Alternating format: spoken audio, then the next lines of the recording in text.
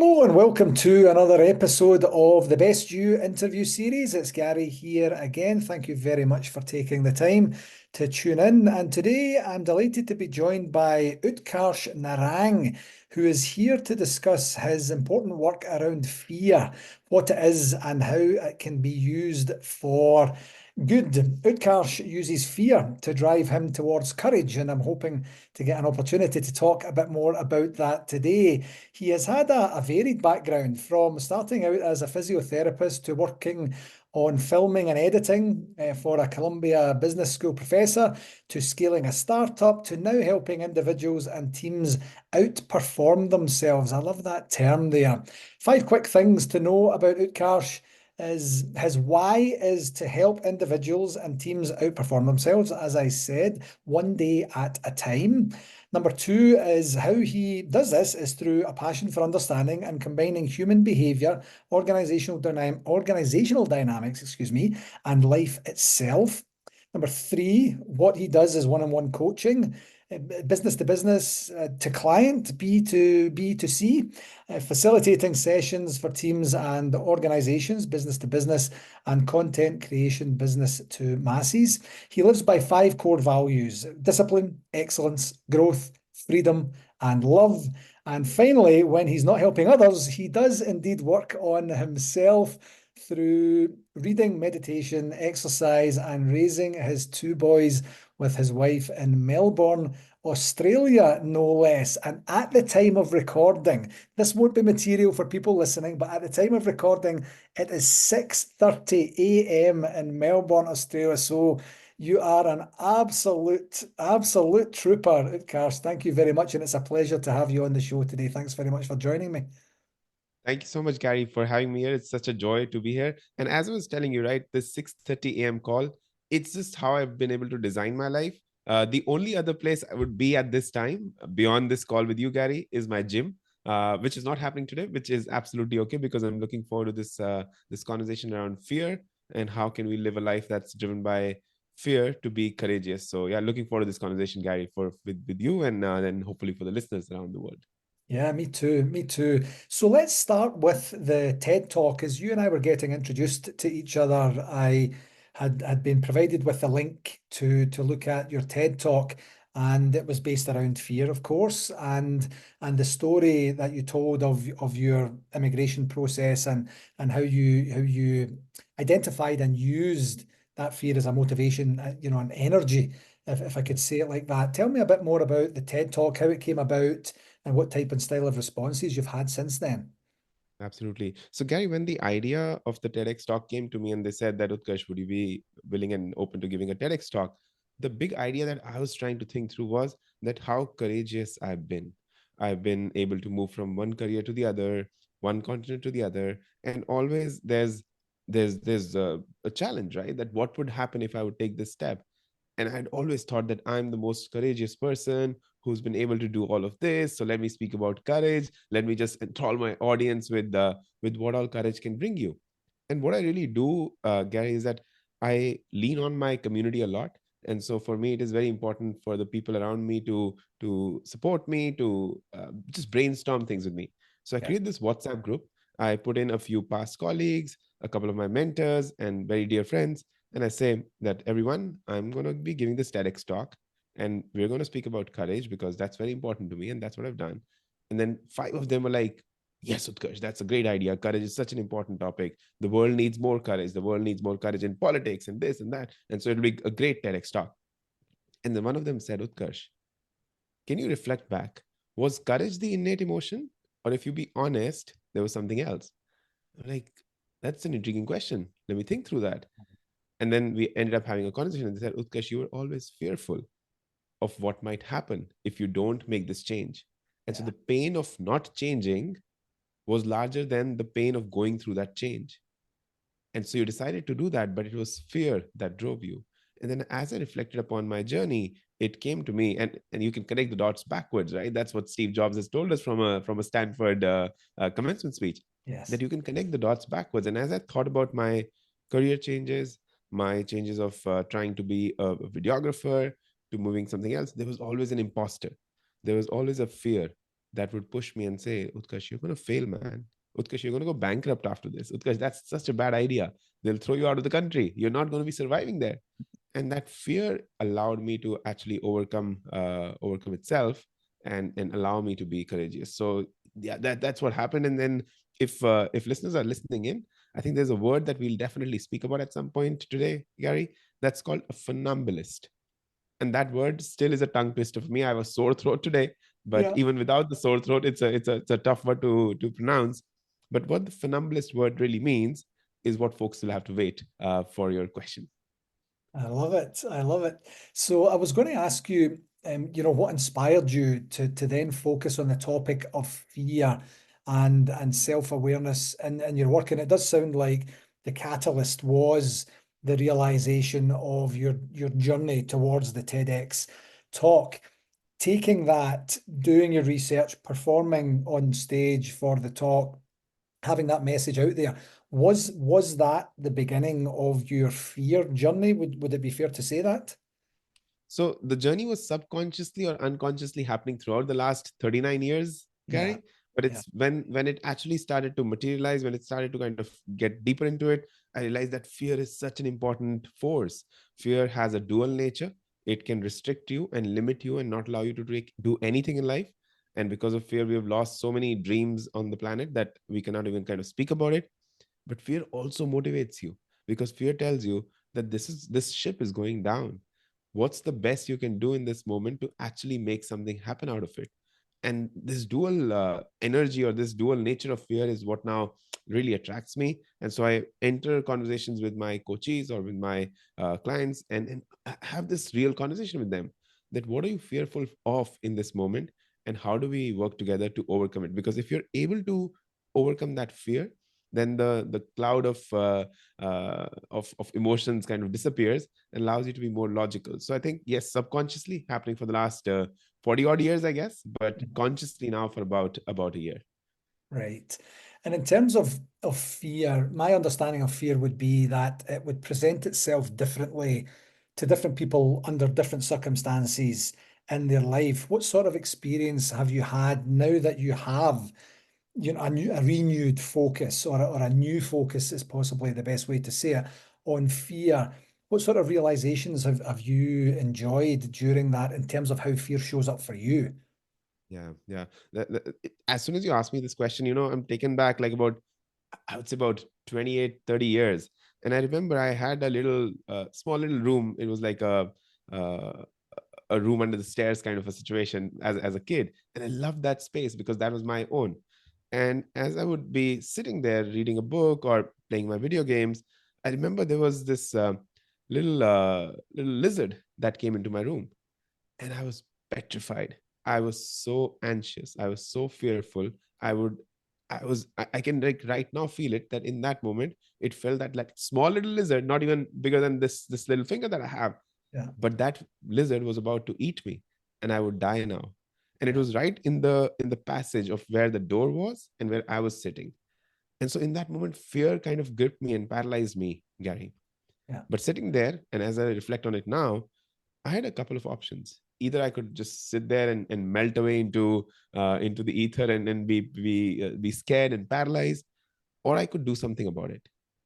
And I know in that moment I did end up killing the lizard, which is not the best thing to do, and I'd not recommend people to be killing animals of any kind. yeah, But to protect myself, the fear of that lizard actually pushed me for the very first time to kill something. yeah, And it was very hard for me, because as a child you don't want to kill an animal or kill anything. But yeah, in that moment I felt that the fear was pushing me. And now, so as I reflect back on all the decisions that we take in life, this realization of fear is very innate to us. As a child, we're all very brave, but we are also very fearful. If we fall once, then from a tree while we climbing a tree, then part of us might say that don't climb the tree again, yeah, but part of us wants to conquer that fear. And yeah, so this dichotomy, this paradox, this very fine balance between fear and courage continues for the rest of the life. And this word that we were talking about, Gary, funambulist, what it also means is to be a tightrope walker. And through my TEDx talk, I compare our lives, standing up there on the pedestal, standing yeah, on that tightrope, standing. walking that tightrope. It's wobbly, it scares the shit out of us, Yeah. but we still got to walk that walk because Yeah. there's no other way to life. And so if listeners could take away like one thing from today, what happens is that our primitive brain asks us always, Utkarsh, what if you fail? What if you go bankrupt? What if everything goes wrong? What if? And all in the negative direction. Yeah. If we can start to consciously ask ourselves, Utkarsh, if you overcome this fear, what will open up for you? Yeah. What will emerge for you? How different will life be? And that's where everything changes, Gary. Yeah. And the absolute positivity with fear connecting to courage, then connecting to action, affirmative action to take you forward to learn, to Yeah, experience, yeah, to might not always work out the way that you're hoping it works out, yeah, but you have had, more experience and a growth opportunity yeah, as a direct result. In terms of when you're doing work with clients, whether it be individuals or whether it be with groups or teams, how do you see your work manifesting into helping them recognize and embrace their fears instead of essentially avoiding them, which is what most people end up doing, pushing them down, ignoring them, pretending they don't exist, pretending they're not there, masking them as something else. How do you see that journey for your clients as you work with them? yeah. So we built this five-part framework, Gary, at our organization in our work, which starts with the first level being awareness. And it's almost like if you've seen the Maslow's hierarchy, what Yes. it tells us is that on a pyramid, the top level is self-actualization, a Yeah. place where you can just be and you can overcome all fears and you can do everything and anything. And it starts with psychological needs. But our approach is that what if we were to just reverse that on its head? Because it's not necessary that self-reflection, self-actualization, learning a little bit more about yourself, that does not need a lot of external resources, so to say. Yeah. All you need is maybe a pen and a paper. And even if you don't even have that, all you need is to sit in silence. There's a saint, Gautam Buddha, who thousands of years ago sat under a banyan tree and got realization. And so what I'm saying is that the first step for all our coaches and all our clients is to actually get into themselves, to understand what are we, who are we, what are we doing, what are some values, what is our purpose statement, what is our mission statement, why are we coming together as a group in this room Yeah. to do beautiful things? Yeah. Because if that clarity is not there, then everything you build upon that is going to be just a it's going to be a facade. It's going to take the organization and individual places, but will it give you that internal satisfaction? So that's the first level, that build the awareness of who you truly are, what are some of your values, and how do you want to build a life upon that. So that work translates into one-on-one conversations and one-to-many conversations as well, Gary. Yeah. Yeah, and what sort of effects, in terms of aha moments, have you helped clients experience? Because I know as a coach myself, you have those breakthrough moments, which are quite rare. It's not every single session you have one of these, but when you have one, there's a certain euphoria that comes with it. I imagine it's the same in terms of fear. Can you tell me one or two examples of what you've experienced? Absolutely. A few examples come to mind, and maybe let's do one thought experiment right here, Gary. Okay. We started this conversation at 6:30 a.m. my time. What's the time right now for you? Right now it is 2:44 p.m. the day before you. So 2:44 p.m. on a Wednesday afternoon. Yes. Were you or can you predict what you and I will be talking about, and then the thoughts in your brain in 7 minutes from now at 2:51 p.m.? Can you predict that thought for me? No. I could give you a rough idea, but that would be literally a guess. So that's what happens, Gary, that in the future, even our thoughts are not in our control, are beyond our control. Yeah. And so why spend that time worrying about a future that we don't even know is going to happen? So Yes. whenever we do this thought experiment in a room with individuals, everyone understands this concept that we got to live in the now. Present is the only moment. But let's make it very real. That future is Yeah. a man-made concept that it's going to come to us. Maybe this is the last podcast I record. Maybe this is the last conversation you and I have, Gary, because after this, I might get into an accident. There might be a earthquake, a hurricane. My heart might stop beating. Anything is possible. And I think if we overcome this big realization that even death is something out of our control, then that's the biggest aha I've seen in rooms. And we can question, argue, but Utkarsh, how would executives, leaders in the room, CXOs, how would they think about, because they're here building plans for the next 10 years and 5 years of the organization, where to take the share price and this and that. But they're still Yeah. human beings at the core, who are afraid of something or the other. They might not show their vulnerabilities, Yeah. but that's what we do as facilitators. We want to create that space for them so that these ahas can emerge. So that's one. The second example, it happened yesterday, Gary. I'm coaching someone and we're going through a great conversation. They're kind of uncovering things, they're building their action plan.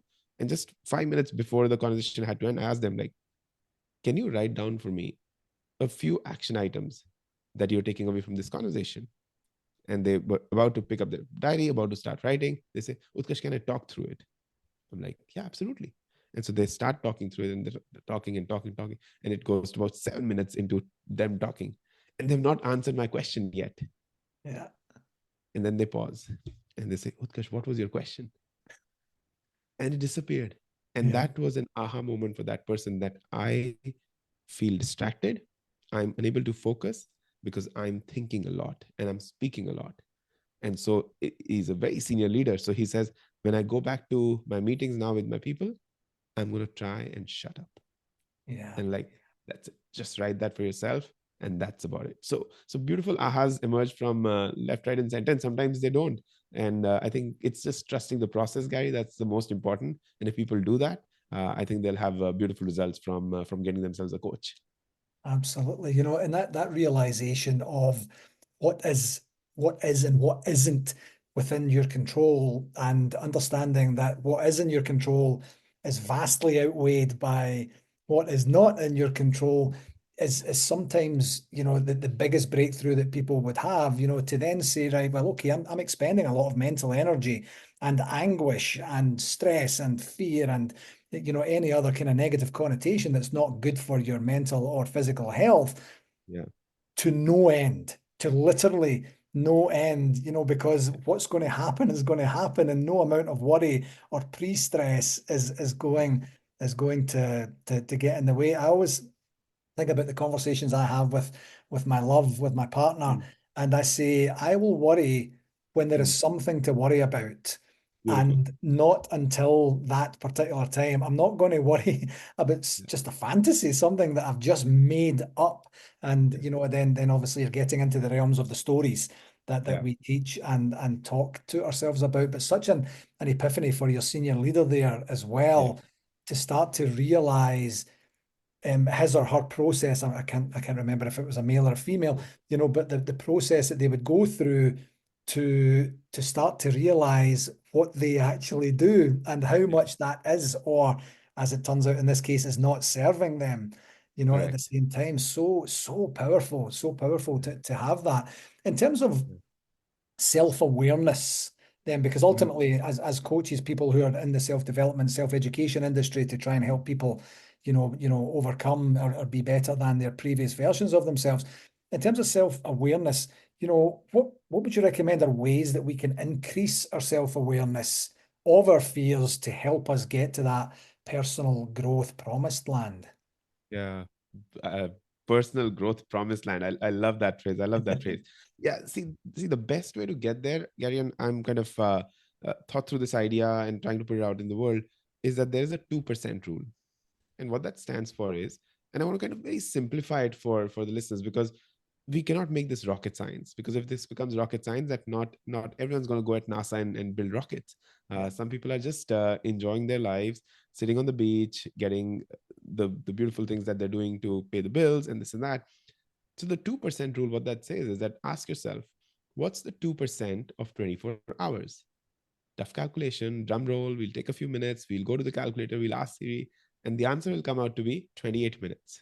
yeah, So what I recommend people is that if you can start to spend 28 minutes of your day's time, which is 2%, yeah, with yourself, sitting without your Instagram, sitting without your YouTube videos, sitting without this podcast, sitting without any distractions whatsoever, yeah, that's a great starting point. And in that moment, just go to Chat GPT. Go to Chat GPT and ask, like, Chat GPT, what are some 10 questions that I can ask myself to self reflect? yeah, And pick one of those and go deep into it. And that's it. That's it. And the other thing that I recommend is hiring a coach. I think there's never a better investment that you can do in yourself. And this is not because Gary and I are coaches, but I sincerely do feel, look at Roger Federer as a player. Look at Novak Djokovic killing it in the tennis world, right? You can look at LeBron James or Steph Curry. His 3 pointers in the Olympic gold match, flawless. Yeah. But even these big teams, these individual sports and athletes, even they have the coaches. And it's Yes. not that the coach gets the gold medal on the Olympic podium. It's the athlete that stands on the podium. But the athlete cannot achieve that without the coach. Yeah. And that's the value of the coach. It's not that the coach is a better player than Steph Curry or Roger Federer, but it's that how the coach creates that space to allow the athlete to then go into that direction. That's what we get. And the third thing that I can recommend is, we've published this journal, Gary. If folks want to buy it from Amazon, available across the world. What this does is, it has about 183 pages of activities, exercises, Yeah. questions that people can actually sit down and reflect on themselves and then go deeper. So 2% rule, get yourself a coach, never a bad investment, and the Ignite Life journal on Amazon. I love it. You know, I really do. And I was actually just reflecting as you were chatting there in terms of the coaching part. And I had said it on a recent podcast, I can't remember which one, where it's very simple. If you want to get better at something, you hire a coach. Simple as that. That's Absolutely. the end of the story. Now I can embellish that story a little bit.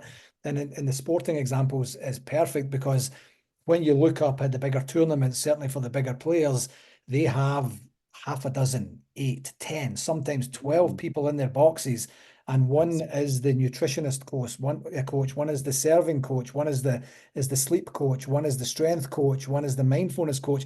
And it's their understanding of their makeup of what makes success or what gives them a better opportunity for success.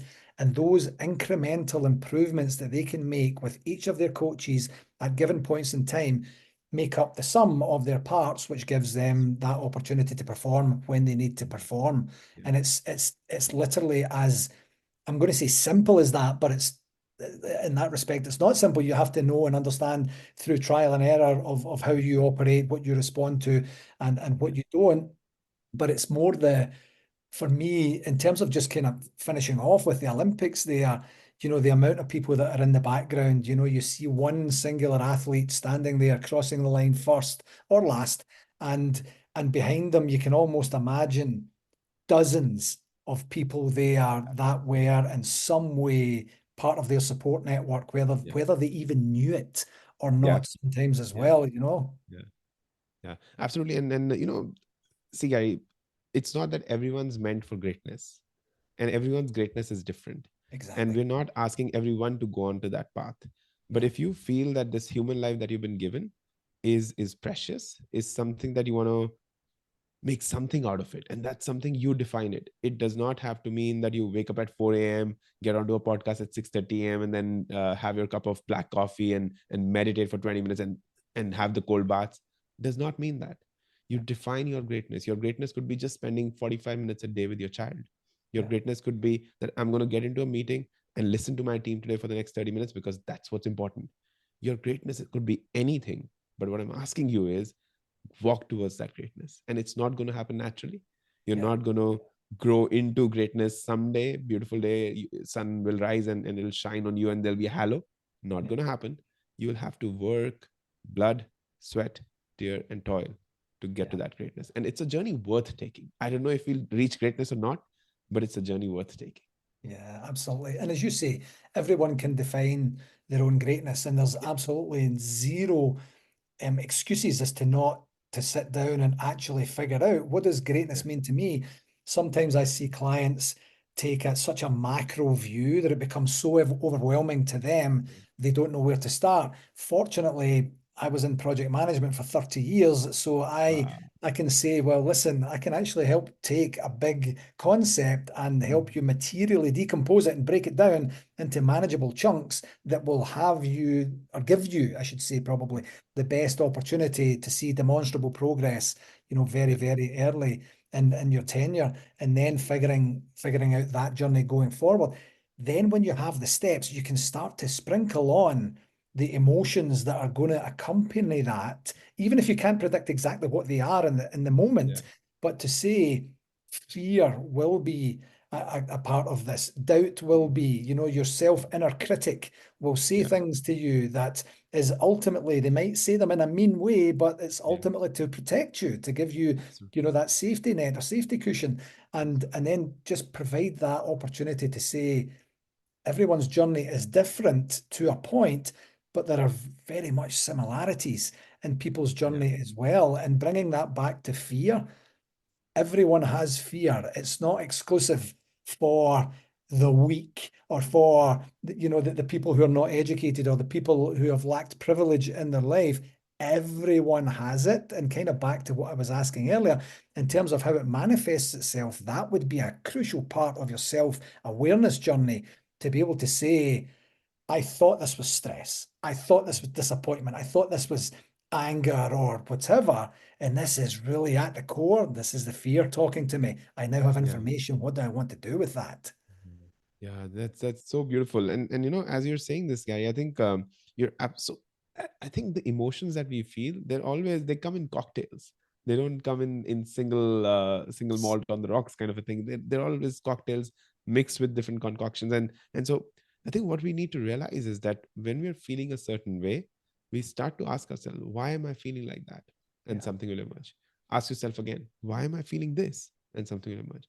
Why is this a challenge? Something else will emerge.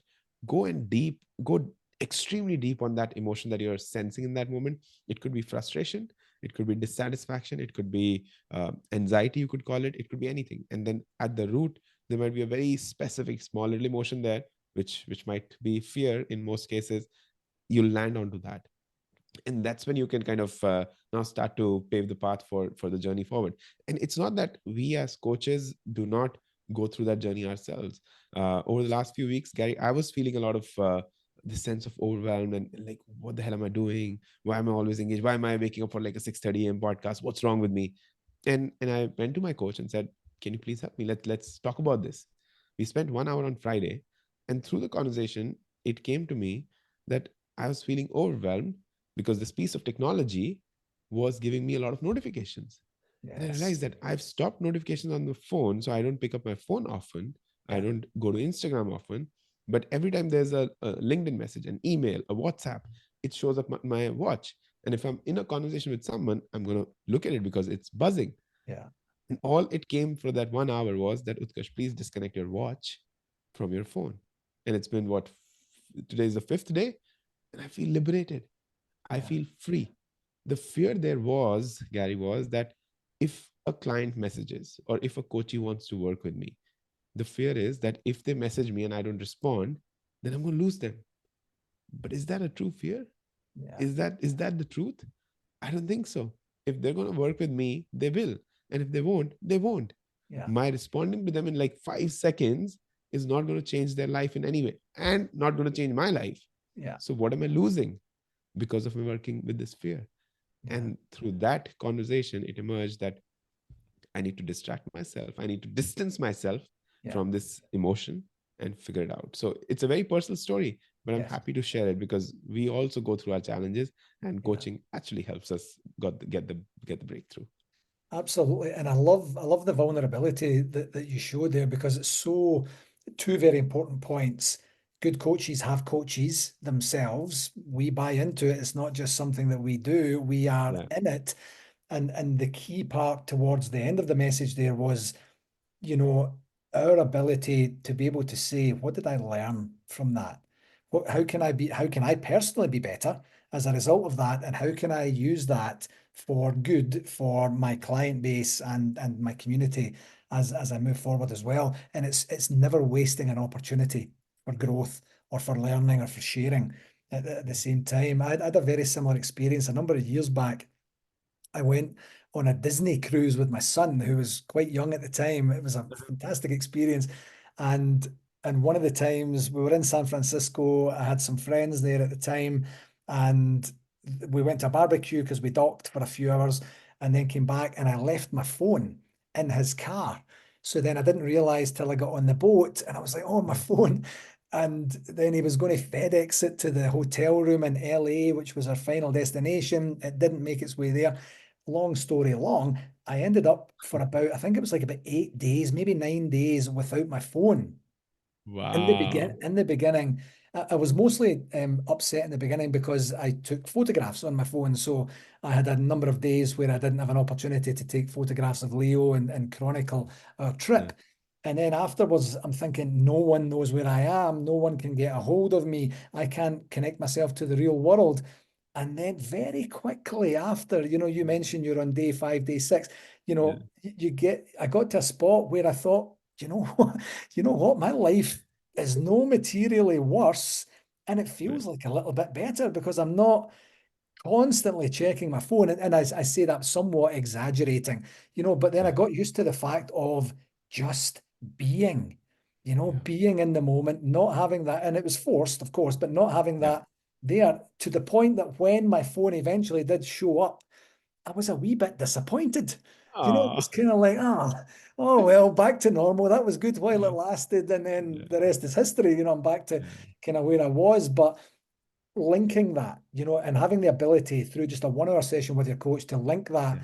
to a fear of reputational damage, missed business opportunity, missed growth opportunity, and things like that. I mean, that's a story that we somehow managed to convince ourselves is true in the moment. And even thinking about it directly, how much of you are at your best when you're immediately responding to something anyway without having an opportunity to read it in the best Yeah. frame of mind, figure out the best way to respond, and responding in that way. There's so many lessons there. I love this. I love this story.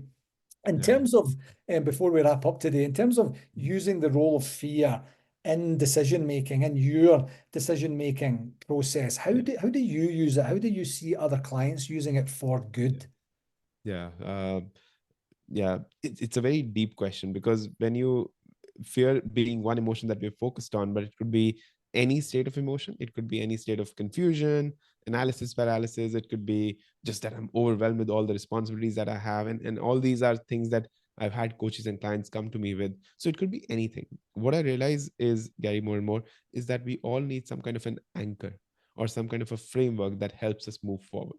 And so the anchor that I built for myself and help my coaches also evolve into is building this values based life Yeah, where the 5 values that you spoke about at the yeah, beginning, they're very special to me. Discipline. If I don't show up at 6:30 a.m. for Gary, then I'm doing a disservice to Gary. And that's something that I cannot do. Uh, if I have to pick my kids up at 3:15, I have to be there at 3:15. It's not because if I go to 3:20, they will feel like, oh, where's the dad? It's only because that it's a commitment that I've made that I'll be here at 3:15. I have to do that. Funny yeah, story in India, Gary, the weddings that we have, the marriages, they're like a massive affair. yeah, There's about 500,000 people in a wedding, and the groom comes on a horse to meet the bride, and then they have a big ceremony. And what happens in India is that there's a lot of friends and family who want to dance in front of a horse for some reason, yeah, and if people can Google Indian weddings, they'll realize it. And so typically, if in India it's told that the wedding ceremony, the process, it will start at 7 p.m., then the groom typically arrives by like 8:30, 9:30, sometimes even 10:30, because yeah, they want to be special. This is my special day. Let me take my time and let me have a dance.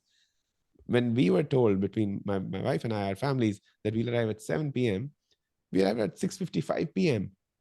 And they're like, what the hell happened? Why is the groom right here at 6:55? Because we were expecting them to be at 9. yeah, But that was discipline, even that in that moment. And so yeah, discipline is super important. Excellence, freedom.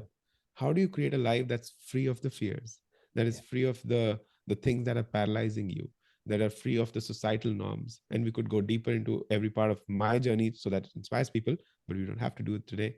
But be free of whatever norms the world has given you, yeah, because you don't owe it to the world. You can be full of service, and that's the fifth value that will come into expression. But you got to be free from all the pressure that's been put on you. The yeah, next value is growth.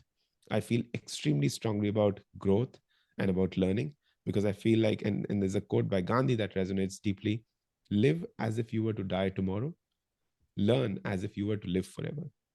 I think that's the way to live one's life. And the fifth and the final is love, Gary. Rarely spoken about in the capitalist society that we live in today, but Yeah, love is the core reason why we exist. It's love for you.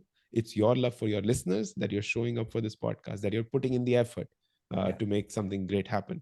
And yes, you need a material output out of that, because I'm not going to go to a grocery store and say, give me all the vegetables today because I have a lot of love for you. yeah, Not going to work. I have a lot of love for my audience and my listeners and my coaches. Let me not ask them to pay anything. That's not going to work. yeah, But love is that I show up being my best in this moment for Gary, for the listeners who are going to listen in, and hopefully, yeah, help them make progress. So build this value system for yourself. And then everything that you do, all the fears that emerge, you could just break them down using the five values and ask yourself, did I really stand true to my values today? And if the answer is no, then something's got to change. yeah. It's such an important lesson. Values assessment is one thing that I do regularly with most of my clients, Yeah. and the preface to that being, if something is going your way, then your values are being honored. Your values to your core are being honored. If something is not going your way, if you're not presenting yourself as your best self, if things are just more difficult than they should be, in your opinion, your values are being compromised. Yeah. And that's at the root. That's foundational. And you could always go back to that. And I do regularly with some clients to say, before we chatted about this, did you check out your values? And they're like, I knew you were going to say that. I'll check it out as soon as we finish the call. But just trying to build that habit in to say, I did a podcast and a blog a number Mm. of months back on values. And you have your core values. These will not Yeah. change, as long as you live. And then you Yeah. have, I think I called them something like transient values, which will Yeah. be prevalent at various seasons of your life as Yeah. as you move forward. And having them, as I say, I know I've used the word a couple of times now, but as foundational to what you're doing is so rich in data for you Yeah. to be able to go, wait, let me check. That's what's happening. I'm not expressing love. I'm not feeling love. This is not working for me. I don't feel like I'm growing. I feel like I'm actually receding, whatever it looks like. And then you have information to be able to take the next best course of action. Absolutely. Absolutely. Love that. And one idea that I think we can give the listeners is that work on your core values. Do it with a coach. I think that's highly recommended. But if you cannot, and if you don't think right now you want to do that, but build a set of five values for yourself. Yeah. Put them on a post-it note. And if you brush your teeth every day, I'm hoping that you all do. If you brush your teeth, just put that post-it note on the mirror where you brush your teeth. So Yeah. that it's not something that you have to cram. Oh, Utkarsh and Gary, they told me that I have to look at my values. So that's why I'm doing it. Yeah. Just put them in your surrounding, put them in your environment. And Yeah. every night before you go to bed, ask yourself, did I live a life today that was based on the five values that I have? And just asking that one question and brushing your teeth in the morning is going to help you make a life that's beautifully well lived. Absolutely. And the main core message, if you get nothing else from this conversation, please brush your teeth. It's very, very important. That's the That's reason my Gary and I are smiling, beaming. Our, exactly, our yeah. smiles are If you beaming. could if you could see us, yeah, we're all very proud of our teeth. Yeah, beautiful. I love it. I love it. Utkarsh, my friend, thank you very, very much for this conversation. Before we let you go, where can the listeners find you? LinkedIn would be the best place, Gary. That's where we are the most active. We have channels on Instagram as well. But Gary's smart, Gary is efficient. So Gary's going to put all the links in the show notes. Yes. Go find the Ignite Life Journal. If you can buy it, it's a $30-$40 investment. It'll help you refine your values, ask you some deeper questions. And if you want a conversation, just reach out to me and I'll be happy to serve you with all my love. You're a good man. I really appreciate your time. Thanks again. Absolutely. Thank you. Take care.